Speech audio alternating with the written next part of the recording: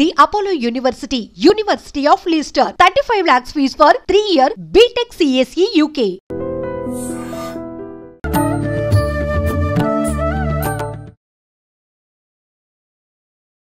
నమస్కారం, welcome to I dream. ధర్మ మార్గం విత్ విజిత కార్యక్రమానికి స్వాగతం. ప్రస్తుతం మనతో పాటు ఉన్నారు ప్రముఖ ఆధ్యాత్మికవేత్త బట్టిప్రోలు విజయలక్ష్మి గారి. ప్రముఖతో మాట్లాడి మరిన్ని విషయాలు తెలుసుకుందాం. నమస్తే అమ్మా. నమస్తే అమ్మా. అమ్మా, విష్ణు సహస్రనామాలు అసలు ఎప్పటి నుంచి ప్రారంభమయ్యాయి? అంటే ప్రతి దానికి వెనకాల ఒక ఆంతర్యం ఉంటుంది ఖచ్చితంగా. ఎప్పటి నుంచి ప్రారంభమయ్యాయి, ఎవరి ద్వారా ప్రారంభమయ్యాయి? ఇప్పుడు లలిత సహస్రనామాల విషయానికి వచ్చేసరికి వసిన్యాది వాగ్దేవతలు అంత పెద్ద సభలో వాళ్ళు అమ్మవారిని వర్ణించారు, అవి మనకు లలిత సహస్రనామాలు అని చెప్పి దాని గురించి మనం మాట్లాడుకున్నాం. మరి విష్ణు సహస్రనామాల ప్రారంభం ఎలా మొదలైంది, ఎవరి ద్వారా మొదలైంది, దాని గురించి ఒక వివరణ ఇవ్వండి. విష్ణు సహస్రనామాల గురించి మనకి మహాభారత గ్రంథంలో వస్తుంది. అసలు మహాభారతంలో లేనిది లేదు, అందుకే అది మహాభారతం. దానికి అసలు పేరు జయం అని పెట్టి తర్వాత మార్చి పెద్ద ఉద్గ్రంథం అయిపోయిందని మహాభారతం అని పేరు మార్చారు. అసలు పేరు జయమే, దానికి అంటే జయం కలిగింది చివరికి అని చెప్పటం. దాంట్లో భీష్ముడు ఒక పాత్ర, ప్రధాన పాత్రే. చాలా తరతరాలుగా వస్తున్న పాత్ర కనిపిస్తుంది భీష్ముడిది. ఈ భీష్ముడు యుద్ధంలో పడిపోతాడు, అంపశయ్య మీద పడుకుంటాడు. ఇది అందరికీ తెలిసింది. యుద్ధం అంతా ముగిసింది, తర్వాత అందరూ వాళ్ళు అక్కడికి వెళ్ళిపోయారు. ఈయన అంపశయ్య మీదే ఉన్నాడు. పాపం అంటారే, వెన్నెల్లో తడిసి చలిలో చివికి, వానకి తడిసి ఎండకి ఎండి అన్నట్లుగా అలా ఓపెన్ గా అలా ఉన్నాడు ఆయన యుద్ధభూమిలో. కదపటానికి లేదు. ఒంటి నిండా గుచ్చుకున్న బాణాలతో ఇలా దొర్లిపోయాడు రథం మీద నుంచి. ఆ బాణాలే అతనికి చెయ్యలాగా అయిపోయి అక్కడ పడుకొని ఉన్నాడు ఆయన. కానీ అమ్మ, అది కూడా ఆయన కోరిక ప్రకారమే మరణము అని చెప్పి అంటారు. ఆయనకి ఇచ్ఛామరణం ఉంది. ఇచ్ఛామరణం అంటే ఏంటంటే, తండ్రికి తనకు వివాహ సమయంలో తను వివాహం చేసుకోను అని ప్రతిజ్ఞ చేసి తండ్రికి పునర్వివాహం చేశాడు. ఆయన కోరుకున్నాడని. పాపం తండ్రి కొడుకు ఇలా ఉండిపోతాడని అనుకోలే. తను పునర్వివాహం చేసుకుందాం అనుకున్నాడు అంతే. కొడుకు కాపాలని అనుకోలే. కొడుకుని యువరాజు చేద్దామని కూడా అనుకున్నాడు. ఎందుకంటే చాలా గొప్ప మంచి శౌర్య పరాక్రమాలు ఉన్నటువంటి పుత్రుడు, మామూలుగా ఏదో సాధారణ బాలుడు కాదు. అలాంటప్పుడు ఇంత తన కోసం త్యాగం చేశాడు తెలియకుండా. ఆ తండ్రికి సమయం ఇవ్వకుండా చేసేసాడు. అది చేశాడు కనుక నీకు ఇచ్ఛామరణం, నువ్వు ఎప్పుడు కావాలంటే అప్పుడు మరణించేవరా నీకు ఇస్తున్నాను అన్నాడు అని ఈ వంశానంతా ఇతని చేతుల్లో పెట్టేసరికి ఏమైపోయింది, తర్వాత తమ్ముళ్ళు చూశాడు, ఆ తమ్ముళ్ళ పిల్లల్ని చూశాడు, ఇవన్నీ వాళ్ళ పిల్లల్ని చూస్తూ వచ్చాడు. ఇవన్నీ చూస్తూ వచ్చేసరికి నెమ్మదిగా ఎట్లా వచ్చేసింది పరిస్థితి. వీళ్ళని ఇప్పుడు ఇలా వదిలిపెట్టి నేను ఎలా వెళ్ళాలి ఆయనకు అర్థం కాల. తన వెనకాల గైడెన్స్ లేనిదే వీళ్ళెవరూ సరిగ్గా నిలబడలేని పరిస్థితి. తమ్ముళ్ళిద్దరూ అలా అయిపోయారు. తర్వాత ఆ తమ్ముడు పిల్లలు అలాగే ఉన్నారు. ఆ తర్వాత తమ్ముడు పిల్లలు మన వాళ్ళ తరా వచ్చేసింది. వచ్చాక ఈ కురుక్షేత్ర యుద్ధం జరిగింది. ఇక అప్పుడు కురుక్షేత్ర యుద్ధంలో కూడా ఒకసారి చనిపోదామని నిశ్చయించేసుకుంటాడు. ఎప్పుడంటే కృష్ణుడు అర్జునుడు ఎదుర్కొన్న రథం ఒకళ్ళకొకళ్ళు ఫేస్ టు ఫేస్ వస్తారు ఒకసారి. ఆ ముందర రోజే దుర్యోధనుడు వెళ్ళి భీష్ముడిని చాలా రెచ్చగొడతాడు. నువ్వు కావాలని వాళ్ళంటే నీకున్న ఇష్టం కొద్దీ వాళ్ళ మీదకు నువ్వు వెళ్ళటం లేదు, వాళ్ళతో యుద్ధం చేయటం లేదు, నువ్వు ఊరికే కాలయాపన చేస్తున్నావు, లాంటి మాటలన్నీ భీష్ముడిని కాస్త కోపంగా మాట్లాడతాడు దుర్యోధనుడు. భీష్ముడి కోపం వస్తుంది. నేను నిజంగా ధర్మంగా నీ తరపునే యుద్ధం చేసి నీ వైపు ఉంటే, ధర్మం వాళ్ళ వైపు ఉందని తెలిసి కూడా నేను ఇన్నాళ్ళు నీ దగ్గర ఉన్నాను, ఇప్పుడు నిన్ను దాటి అవతలకి వెళ్ళకూడదు అనే మాట కొద్దీ నేను నీ వైపు ఉన్నాను, నువ్వు నన్ను ఇలాంటి మాట్లాంటావా అని మర్నాడు డైరెక్ట్ గా తన రథాన్ని అర్జునుడు కృష్ణుడి మీదకి తీసుకెళ్తాడు. అంటే కృష్ణుడు సారథి, అర్జునుడు లోపల ఉండి యుద్ధం చేసే సైనికుడు. తీసుకెళ్లి బాగా బాణాలు కొడతాడు. ఆ బాణాలు ఎడాపెడా ఇష్టం వచ్చినట్టుగా, అంటే భీష్ముడు చాలా గొప్ప పరశురాముడి దగ్గర బాణ విద్య నేర్చుకున్నటువంటి శిష్యుడు. అలా కొట్టేస్తూ ఉంటే అవన్నీ అర్జునుడికే కాకుండా కృష్ణుడు కూడా తగులుతున్నాయి.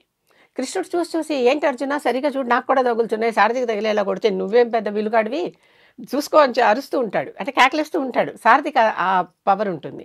సారథికి వెనకాల ఉన్నవాడిని హెచ్చరించే హక్కు ఉంటుంది. అది చేస్తూ ఉంటాడు. ఎంత చేసినా కృష్ణుడికి తగులుతున్నాయి, అర్జునుడికి తగులుతున్నాయి. ఇది చూసి ఒకసారి కోపం వచ్చేసి కృష్ణుడు ఉన్నట్లుండి చక్రం పుచ్చుకుని జయమని దూకేశాడు. రథం నుంచి దూకి చక్రం పట్టుకుని భీష్ముడి మీదకి వెళ్ళాడు. ఇవాళ వీడిని చంపేస్తానని. చంపేస్తాను, మన చంపేసేలా ఉన్నాడు. అర్జున నిన్ను రక్షిస్తాను, వీడిని చంపేస్తానని చెప్పి దూకేశాడు. దూకేసరికి భీష్ముడు చూశాడు, ఆ కృష్ణుడు అంతటి పరమాత్ముడి చేతిలో మరణించటం కంటే ఇంతకంటే నాకు ఇంకా గొప్ప వరం ఏం కావాలి. గబుక్కును దిగిపోయి కృష్ణుడి కాళ్ళకి దండం పెట్టేశాడు.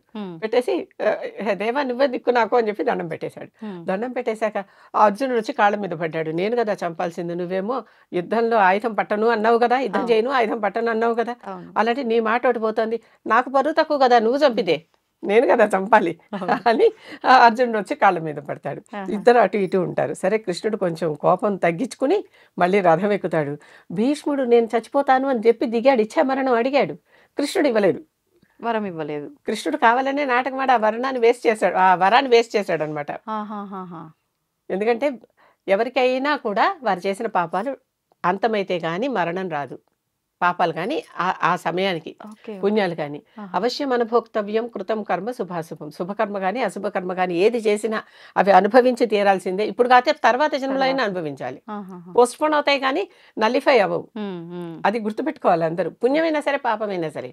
ఇతను చేసిన పాపం ఉంది, ఇంకా ఇతనికి అనుభవించాల్సింది ఉంది, హాయిగా వచ్చి ఇప్పుడు రథాల మించి దూకి చంపేసేయి అంటున్నాడు అని మళ్ళీ కృష్ణుడు వెనక్కి వెళ్ళిపోతాడు. సరే మళ్ళీ మిగిలిన యుద్ధం జరిగింది, బాగా బాణాలు తగిలి ఈయన పడిపోయాడు. పడిపోయి అలా ఆ తల్లి గంగ వచ్చి ఇచ్చిన నీళ్లే ఆహారం అంతే, దాని మీద అతను అలా పడి ఉన్నాడు. అప్పుడు ఒకరోజు ఉన్నట్లుండి కృష్ణుడికి భీష్ముడు తనని తలుచుకుంటున్నట్టుగా అనిపించి గబగబా వెళ్దాము భీష్ముడి దగ్గరికి, భీష్ముడు నన్ను తలుచుకుంటున్నాడు, ఎంతో గొప్ప మంత్రాంగవేత్త, ఆయనకి తెలియని సూత్రాలు లేవు, రాజకీయ విశేషాలు లేవు, ఆయన దగ్గరికి వెళ్ళి అవన్నీ నువ్వు నేర్చుకోవాలి, పరిపాలన ఎలా చేయాలనేది ఆయన నుంచి నేర్చుకోవాలి నువ్వు అని ధర్మరాజుకు చెప్పి వీళ్ళందరినీ తీసుకెళ్తాడు. వీళ్ళందరూ వెళ్తారు అక్కడికి. వెళ్ళాక ఆయన్ని చూసి అందరూ చెప్పు తాత ఏమన్నా చెప్పు, మేము నేర్చుకుంటాం ఎలా చేయాలంటే ఆయన చెప్తూ ఉంటాడు. ద్రౌపది నవ్వుతుంది. ఎందుకు నవ్వుతున్నావు ద్రౌపది అని అడుగుతాడు భీష్ముడు. ఇంత నీతి సూత్రాలు చెప్పేటంతటి వాడివా నువ్వు, మరి ఆ రోజు సభలో నా వస్త్రాపహరణం చేస్తున్నప్పుడు నీ నీతి ఏమైంది అన్నట్టు. అంటే అప్పుడు చెప్తాడు, అప్పుడు నేను అధర్మపు కూడు తింటున్నా, మనం తినే ఆహారమే మన గుణాలుగా ప్రతిఫలిస్తుంది, అందుకే యుద్ధం చేయాలంటే రజోప్రధానమైన ఆహారమే తినాలి అని ఒకసారి ఎప్పుడో మనం మాట్లాడుకున్నాం కూడా. సాత్వికంగా పూజ చేయాలంటే సాత్విక ఆహారమే తినాలి, అంతేగాని ఆ ఆహారం తప్ప ఈ ఆహారం ఒప్ప అనేటటువంటి మాటలు ఉండవు. అందుకే రాత్రిపూట బాగా నిద్ర రావాలంటే ఈ తినండి అని చెప్తూ ఉంటారా ప్రత్యేకంగా, అది తమో గుణం రావాలంటే అవి తినాలి.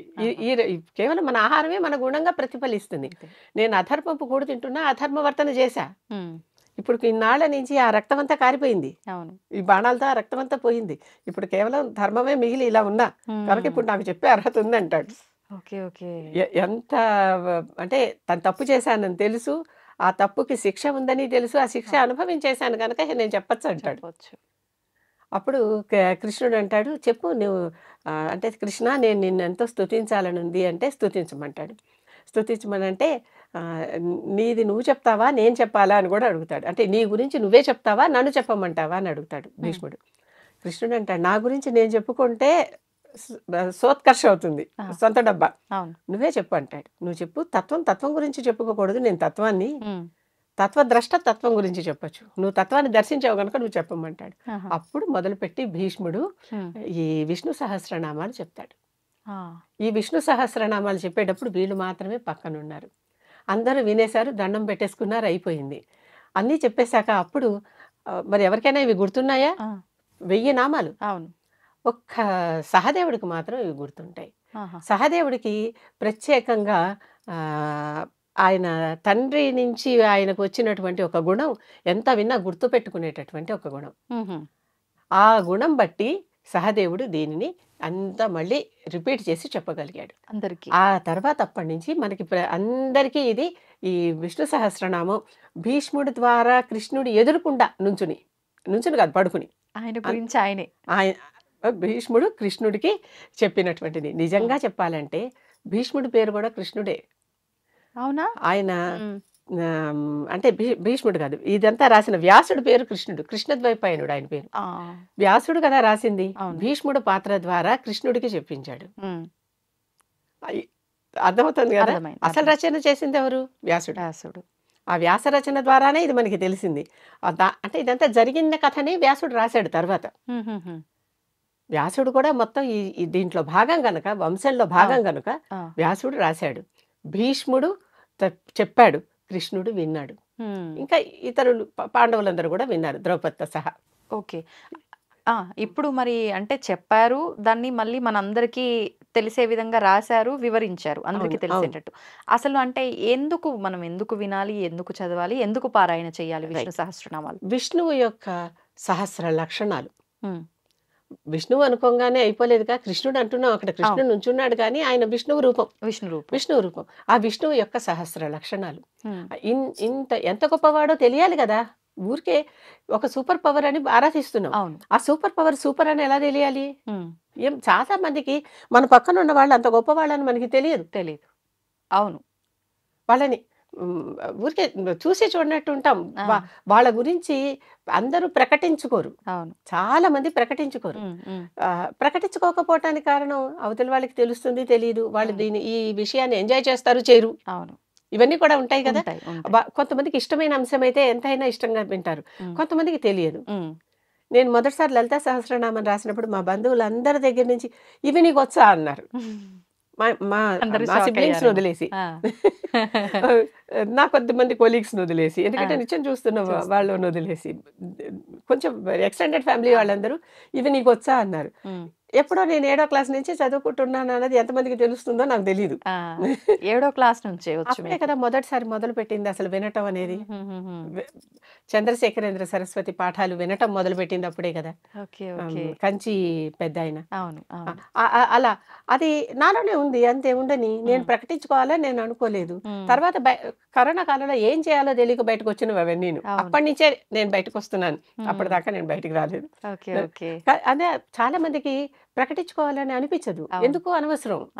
దానంతట అది సూర్యుడు తనంతట తను వెలుగు రావాలి కానీ, సూర్యుడు కానీ ఏదైనా ఇంకొకళ్ళు తెచ్చి ఇది సూర్యుడు అని చూపించాలి. కృష్ణుడు కూడా అదే అంటాడు, నా గురించి నేను చెప్పుకోవటం కాదు, నువ్వు చెప్పమంటాడు భీష్ముడిని. అందుకని భీష్ముడు చెప్పాడు. అక్కడ ఆ భీష్ముడు చెప్పినటువంటి ఈ సహస్రనామ స్తోత్రం ఉందే, స్తోత్రం అంటేనే స్తుతించటం, అంటే పొగడటం. ఆయన లక్షణాలన్నీ ఇగో నువ్వు ఇంతవాడివి ఇంతవాడివి ఇంతవాడివి అని ఇవన్నీ వివరాలన్నీ చెప్పటం. దాంట్లో మొత్తం విష్ణువు చేసినటువంటి మొత్తం అన్ని కార్యక్రమాలు, ఎన్ని లీలలు అన్నీ తెలుస్తాయి అన్నమాట. ఎన్ని మాయలు అవన్నీ కూడా తెలుస్తాయి ఆయన గురించి. అటువంటి స్తోత్రం విష్ణు సహస్రనామ స్తోత్రం.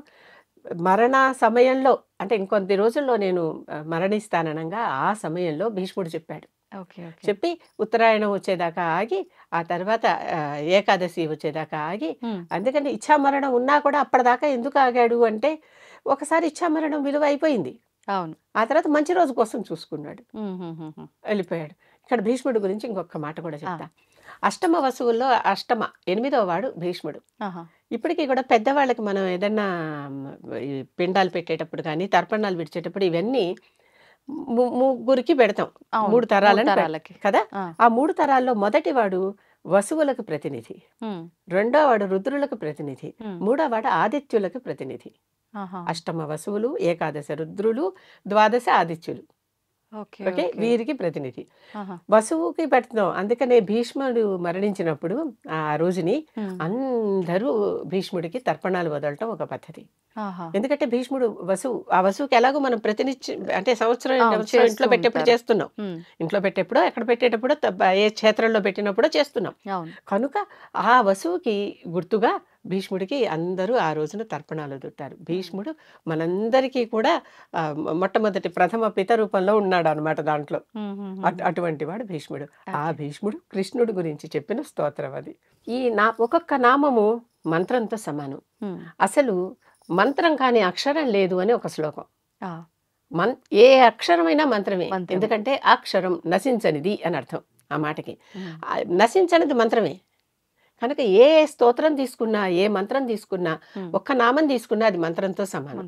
కనుక ఒక్క నామం పఠించినా చాలు, మొత్తం 1000 పఠించలేని వారికి ఒక్క నామం పఠించినా చాలు, వాళ్ళకి పూర్తిగా ఆ ఫలితం దక్కుతుంది అనేది ఒకటి. దీంట్లోనే విష్ణు సహస్రనామ స్తోత్రంలోనే చిట్ట చివరలో ఫలశ్రుతిలో అక్కడ శివుడు పార్వతికి చెప్తాడు, ఇంత చదవలేకపోయిన వాళ్ళు ఒక్క శ్లోకం చదువుకున్నా చాలు. శ్రీరామ రామ రామేతి రమే రామే మనోరమే సహస్రనామ తత్తుల్యం రామనామ వరాననే. అంటే శ్రీరామ రామ అని అనుకుంటే చాలు, ఇది 1000 సార్లు చేసినటువంటి ఫలం అని. గణిత పరంగా కూడా శ్రీరామ రామ రామ అనేది పూర్తిగా రామ అనే మాటలో తీసుకుంటే అది 10తో సమానం.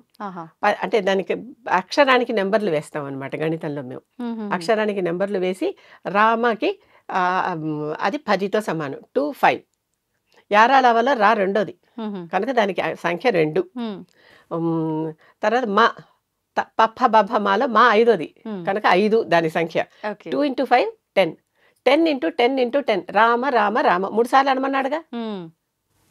రామ రామ రామ అంటే 10 × 10 × 10 ఎంత అయింది? 1000. సారీ 10 × 10 100, 100 × 10 1000.